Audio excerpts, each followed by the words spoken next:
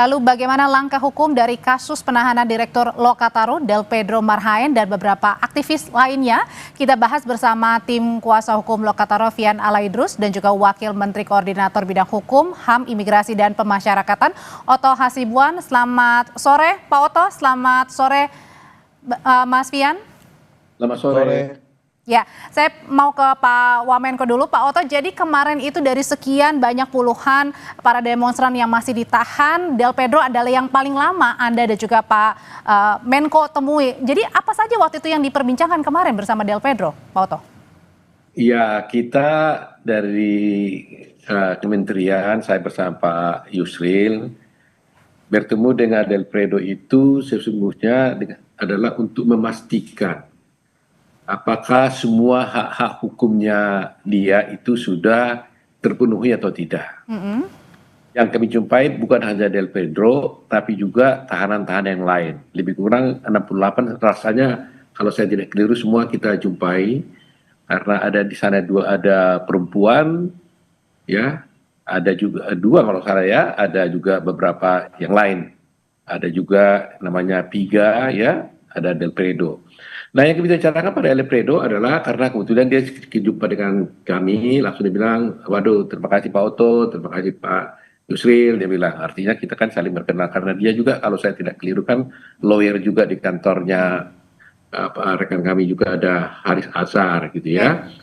Jadi memang naturalnya kita sebagai background lawyer juga sudah memahami lah bagaimana, boleh dikatakan walaupun saya sudah tidak berpraktek, tapi kan kalau dia lawyer masih aktif, tentu ini kan teman sejawat sebenarnya.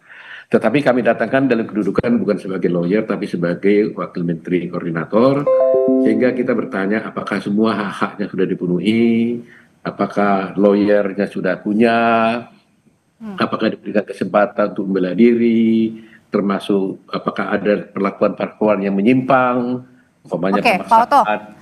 Jadi keresahan-keresahan apa sebenarnya yang mungkin saja menjadi tanda tanya sehingga ingin dikonfirmasi langsung oleh Bapak dan juga Pak Menko sehingga datang ke Polda menemui Del Pedro?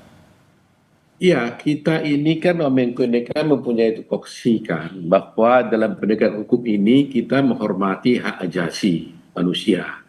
Jadi kita selalu memperhatikan jangan sampai dalam penegakan hukum apapun, jangan sampai ada pelanggaran hak asasi.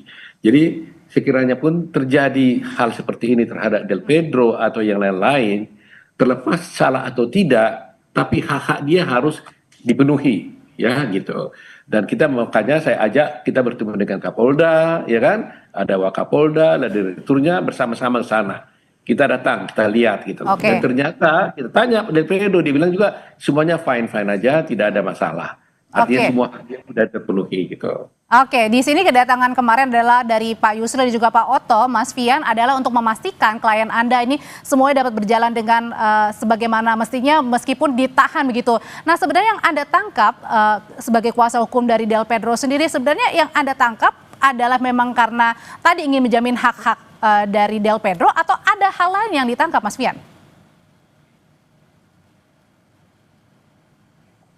Mas Fian? Iya, Mbak, Prof. Oto. Halo, ada suara Mbak? Silakan. Halo, tes. Iya. Mungkin ada hal lain saya nggak bisa tafsirin karena itu di dalam hatinya Prof. Oto sama Pak Yusril aja yang tahu, tuh sama Tuhan yang tahu. Yang Anda tangkap Tapi aja. gini, Mbak, yang saya tangkap adalah jangan sekedar menjadi sebuah momentum politik gitu ya, Prof. Oto. Saya paham betul ada kunjungan untuk memastikan hal-hal Del Pedro, tapi kalau kita mau apresiasi juga Prof, di saat kita mengapresiasi tapi kondisi Del Pedro, Viga, Syahdan, Mujafar, Sam di Kediri, ada kebebasan yang direnggut gitu. Makanya memang pasti Prof Oto lebih paham bagaimana harus menggunakan hukum pidana digunakan tidak serampangan karena ada martabat ataupun hak asasi manusia yang akan direnggut. Kalau nanti ujung-ujung diskusinya mau dibawa, ya nanti ada proses hukum di pengadilan, ya kita end of discussion, buat apa ada Kompas TV buat acara begini kan, Prof. Tapi maksud saya ada juga fakta-fakta yang unik, begitu Prof Oto datang sama Pak Yusril datang, itu beda sekali dengan kami, bahkan orang tua yang datang gitu. Bahkan tadi baru beberapa tokoh dan juga beberapa penasihat hukum datang. Pembedanya di mana nih? orang tuanya Sahdan sampai jam 3 lewat tidak bisa bertemu dengan Sahdan. Bayangkan.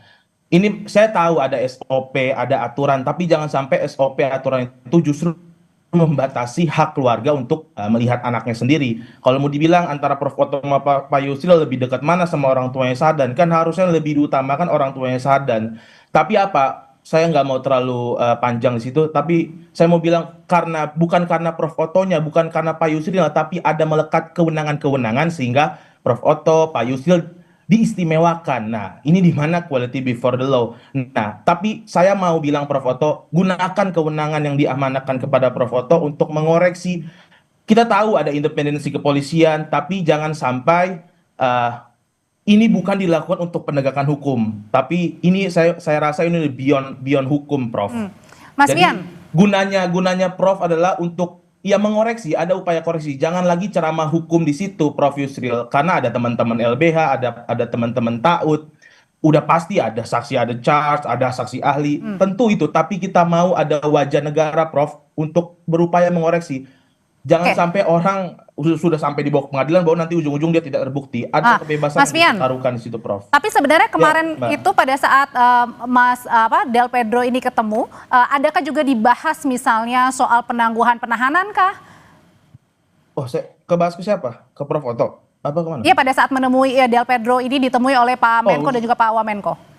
Saya nggak tahu, mungkin Pak Prof. Oto yang bisa jawab. Dibahas apa?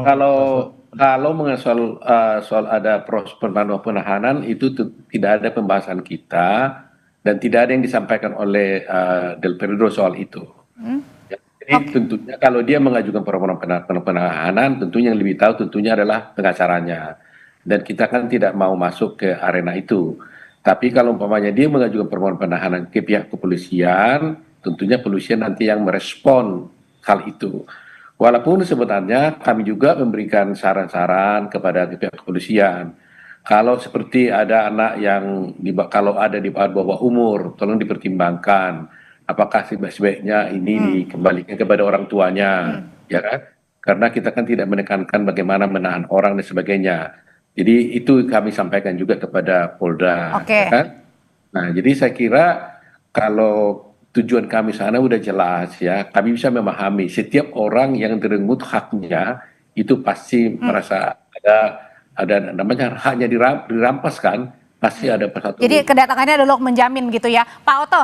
Tapi kita kembali lagi ke pasal yang disangkakan oleh Del Pedro. Ini ada pasal penghasutan hingga penyebaran berita bohong. Sebenarnya kalau dari pasal penghasutan sendiri, Pak Oto juga sebagai pengacara, ini korban yang dihasut ini siapa, Pak? Enggak, jadi gini, perkaranya sendiri ini kan ditangani kepolisian. Kami tidak berdiskusi sedikit pun dengan polisi tentang apa-apa saja yang dilakukan oleh dia. Karena kami tidak mau mengintervensi soal proses hukumnya. Saya hanya melihat di papan tulis dan saya tanya ini pasal yang dituduhkan apa? Dia bilang ada pasal 45, ada pasal ada yang 170. Nah, terhadap Del Pedro kami tidak berdiskusi tentang pasal-pasal itu. Yang kita sampaikan pada waktu itu adalah bahwa diskusinya bagaimana Del Pedro, apakah Anda sehat, haknya sudah dipenuhi. Dia langsung dengan panjang lebar dan ada rekamannya dia membicarakan bahwa semuanya semua baik-baik, saya di sini, terima kasih datang, tapi dia katakan bahwa saya tetap merasa tidak bersalah. Nah, kalau dia tidak bersalah tentu itu hak yang harus dia perjuangkan tentunya kan. Nah, tapi Pak Oto, tapi kemudian kan sebenarnya dalam tuntutan dari warga kemarin dalam 17+8 kan ada meminta untuk membebaskan seluruh demonstran yang kemudian ditahan. Apakah ada kemudian keinginan begitu untuk dari pemerintah sendiri untuk membebaskan, karena ini kan suara dari rakyat juga? Ya, kalau kami berprinsip bagaimanapun kan penegakan hukum kan harus tetap dijalankan. Iya kan? Artinya kita hanya ingin memastikan kalau memang tidak ada pelanggaran hukum, ya jangan sampai ada kriminalisasi. Bebaskan dia kalau memang dia tidak bersalah. Tapi kalau dia bersalah silakan proses hukum. Makanya yang kami sampaikan kepada polisi, kepada polisi yang kemarin itu, kalau memang, saya nyatakan sendiri dalam wawancara kemarin, kalau memang kalian sudah menemukan bukti-bukti yang kuat, jangan dilama-lamain dia di situ. Silakan berkas segera. Tapi kalau memang tidak ada bukti, ya coba lepaskan. Oke. Itu yang kami tegaskan itu. Jadi kita dalam posisi yang betul-betul netral, ingin menjamin jangan sampai ada perlakuan-perlakuan yang tidak baik pada para tahanan itu. Itu Oke, tugas. oke. Nah itu tadi Mas Fian juga ternyata dari Pak Oto sendiri dan Pak Yusril sudah menemui dan kemudian ya tadi ya kalau misalnya memang ada ya diproses silahkan, kalau tidak ada ya silahkan juga untuk dibebaskan. Jadi artinya tetap ada keinginan untuk pengajuan penangguhan penahanan untuk klien Anda? Penangguhan penahanan itu sudah diajukan sejak Kamis. Nanti mungkin Prof. Oto bisa halo-halo lah. Bisa membantu tadi dengan prinsip tadi Prof. Oto kan ingin membantu. Ya makanya sejak awal kami melihat jangan sampai Prof. Yusril, Prof. Oto berhenti pada sekedar ornamen politik saja. Betul memastikan tidak adanya pelanggaran-pelanggaran hukum bahkan hak asasi manusia. Tapi mesti dipastikan apa-apa yang telah kami lakukan tim hukum, tim TAUD, LBH Jakarta segala macam. Dari sejak Kamis minggu lalu, saya lupa tanggalnya, surat penangguhan terhadap Del Pedro, Syah, dan Mujafar itu sudah diajukan. Tapi sampai sekarang belum ada informasi tanggapan apapun. Di sini kan untuk terlihat juga, Prof, Mbak, kita lihat ada ketimpangan gitu loh, Prof.